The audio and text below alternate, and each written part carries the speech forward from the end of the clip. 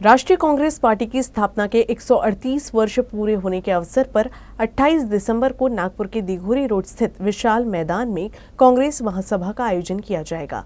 इस सभा की तैयारियां शुरू हो गई हैं। 65 एकड़ के इस मैदान में एक बड़े मंच का निर्माण भी किया जा रहा है।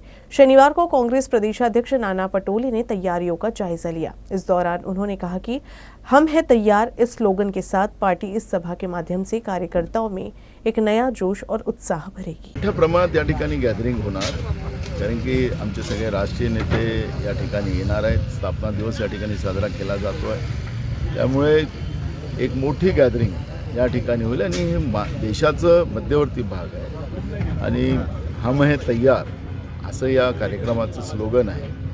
ज्याप्रमाणे इंग्रजांच्या विरोधात आम्ही त्यावेळेस लढून त्यांना अत्याचारी व्यवस्थेला या देशातून हाकलून लावलं, तसंच आज देशामध्ये लोकशाही संपुष्टात आणणारी जी सरकार आहे त्यांना आपण पाहिलं असेल की उदाहरणं अनेक देता येईल की खासदार लोकसभेमध्ये उपस्थित नसताना त्याला निलंबित केलं।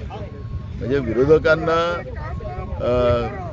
त्यांना ज्या पद्धतीनं यांनी विरोधक लोकसभेतून लोकांनी निवडून दिलेल्या खासदारांना कसं निलंबित करतात हे आपल्या देशाने पाहिलेलं आहे। त्यामुळे या सगळ्या व्यवस्थेच्या बद्दलची चीड, प्रचंड चीड देशाच्या जनतेमध्ये आहे आणि म्हणून अशा एक अत्याचारी आणि लोकशाही न मानणाऱ्या सरकारच्या विरोधात जो उद्रेक आहे त्या उद्रेकाचं नागपूरमधून एक मोठा मेसेज पूर्ण देशाच्या जनतेमध्ये जाणार आहे।